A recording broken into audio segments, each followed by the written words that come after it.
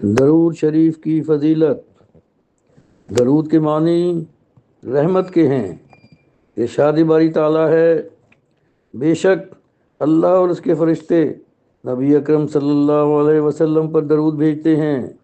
یا ایمان والو، تم بھی ان پر درود اور سلام بھیجو۔ سورہ احزاب آیت 56۔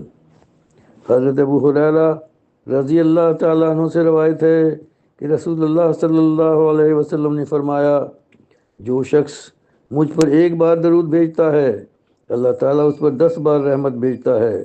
مسلم 912، ابو داؤد 1530۔ حضرت علی رضی اللہ تعالیٰ عنہ سے روایت ہے کہ رسول اللہ صلی اللہ علیہ وسلم نے فرمایا، اس شخص کی ناک خاک آلود ہو جس کے سامنے میرا ذکر آئے اور وہ مجھ پر درود نہ پڑھے۔ ترمذی 3585۔ شریعت نے بندے کی آسانی کا خیال رکھتے ہوئے حکم دیا ہے کہ اگر ایک ہی مجلس میں حضور صلی اللہ علیہ وسلم کا اسم گرامی بار بار لیا جائے تو صرف ایک بار درود پڑھنا واجب ہے، اگر نہیں پڑھے گا تو گناہ گار ہوگا۔ مستحب ہے کہ ہر بار درود پڑھا جائے، اگرچہ مختصر ہی ہو، یعنی صلی اللہ علیہ وسلم۔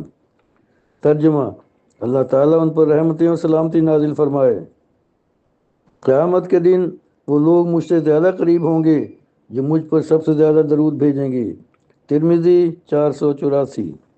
جمعے کا دن سب دنوں سے زیادہ افضل ہے، تو جمعے کے دن مجھ پر کثرت سے درود بھیجو، تمہارا بھیجا ہوا درود مجھ کو پیش کیا جائے گا۔ صحابہ کرام نے عرض کیا، یا رسول اللہ صلی اللہ علیہ وسلم، ہمارا درود آپ پر کس طرح پیش ہوگا؟ آپ کا جسم مبارک تو بوسیدہ ہو چکا ہوگا۔